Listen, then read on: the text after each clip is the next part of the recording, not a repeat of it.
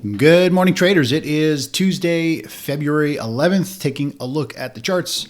Also, I did put some foam under my microphone and under my phone so that hopefully it doesn't vibrate. Some of you have been saying that my phone vibrates on the desk. You hear it on the mic stand, and you all check your phones at the same time.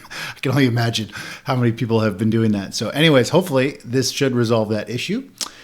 Anyways, looking at the market, we've gone from the market being oversold with panic selling and news-driven move to more or less we came up. We actually kind of dipped into an overbought territory, and now the market is having a little bit of a pullback this morning.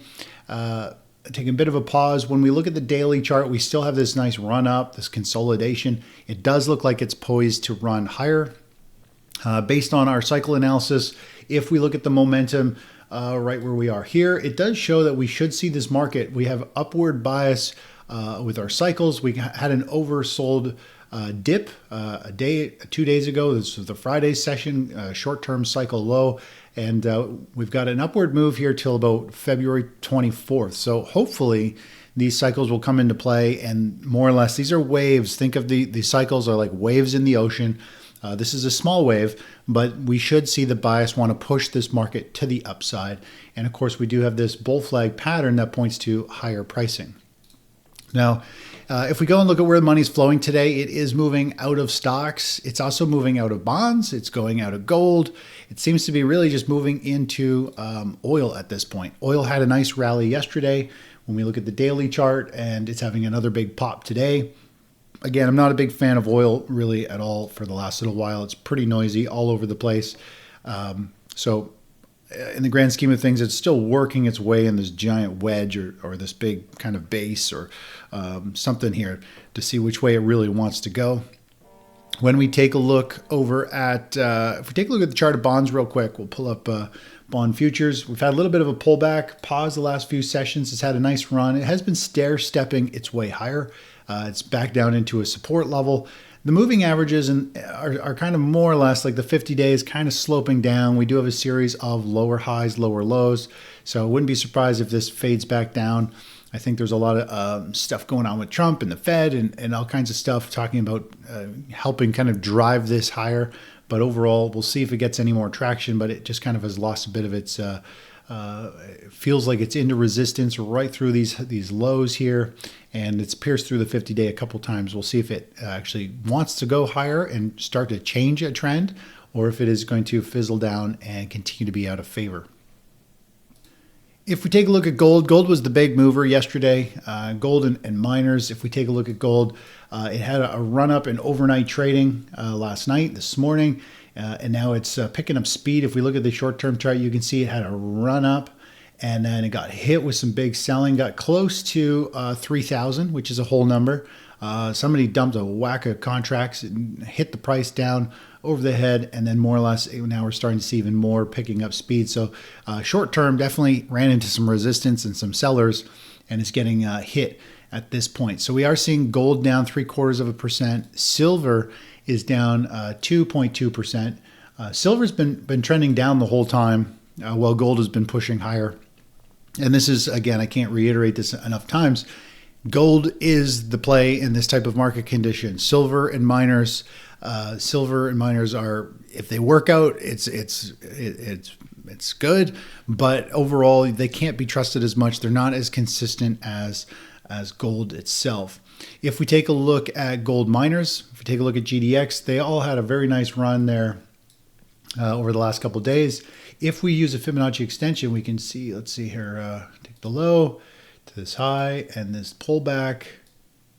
You can see more or less yesterday they ended up, they went through the 100%, and today it looks like they're starting to sell down in pre-market. So overall, they've had that momentum move, came to the 618, sidestepped a couple of days, then popped to the 100%, had a gap up, which could be seen as somewhat of an exhaustion type of gap, and we might start to see it pull back and take a bit of a breather because it has hit its momentum move. Now, it has had miners have had a very nice run, very fast hookup.